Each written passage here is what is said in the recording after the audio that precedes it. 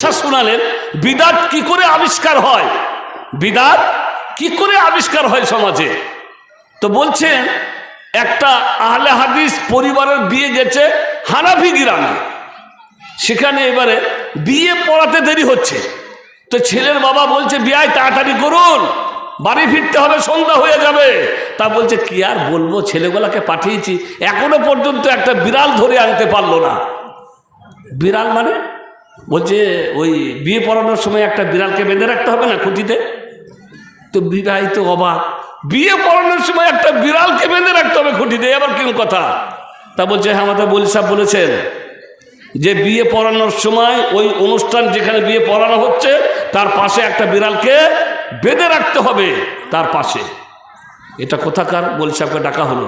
মোল সাহেব আপনি কোথায় পেয়েছেন গো? বলে আমার ওস্তাদ বলেছে। আচ্ছা আচ্ছা, তার ওস্তাদ ও সে তার ওস্তাদের কাছে শুনেছে।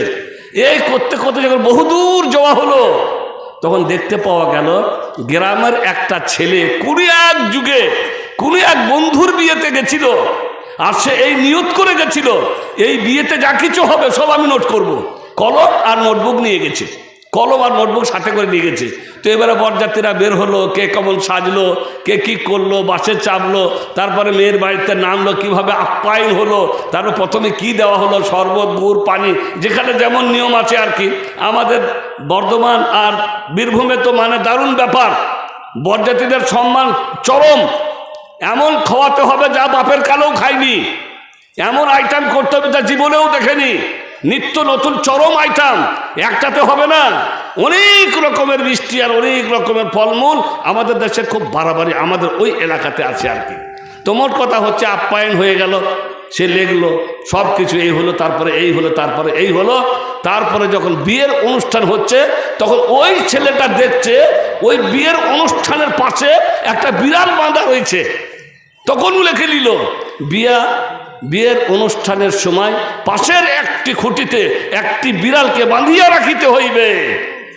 লেখা হয়ে গেল বুখারী শরীফ, বিবাহের অনুষ্ঠানের পাশে একটি খুঁটিতে একটি বিড়ালকে বাঁধিয়া রাখিতে হইবে।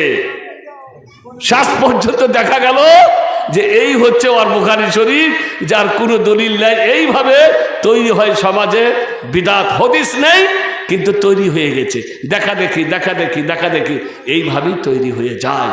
তো ভাই সুন্নত অনুযায়ী ইসলাম মোতাবেক আপনি বিয়ে করবেন, আর মায়েরা বা বাবারা তাদের ছেলে মেয়েদের বিয়ে দিতে চেষ্টা করবে। রাসূল করিম সাল্লাল্লাহু আলাইহি সাল্লাম বলেছেন ইদা খাতাবা আহাদুকুম মান তারদাউনা বিদীনিহি ওয়া খুলুকিহি ফাযাওওয়াজু ইল্লাম তাফআলু তাকুন ফিতনাতুন ফিল আরদ ওয়া ফাসাদুন আরিদ। যখন কোনো সৎ ছেলে যার চরিত্র ভালো, দিনদার, যদি তোমার মেয়েকে বিয়ে করার প্রস্তাব দাও ফাযাওওয়াজু, তাহলে তুমি তোমার মেয়ের বিয়ে তার সাথে দিয়ে দাও। যদি এরকম না করো বড় ফিতনা হবে এবং বড় বিশৃঙ্খলা দেখা দিবে সমাজে। আমাদের কাছে দিনের কোনো মূল্য নেই। আমরা মেয়েরাও বা মেয়ের বাবারাও ছেলে দেখে চাকরি পেয়েছে না পায়নি। আচ্ছা আগামীতে এসএসসি পরীক্ষায় বসবে, এসএসসি পরীক্ষার রেজাল্ট হয়ে গেল, রেজাল্ট হয়ে যাওয়ার পরে তারপরে এবার অনেকের চাকরি হয়েছে মাশাআল্লাহ।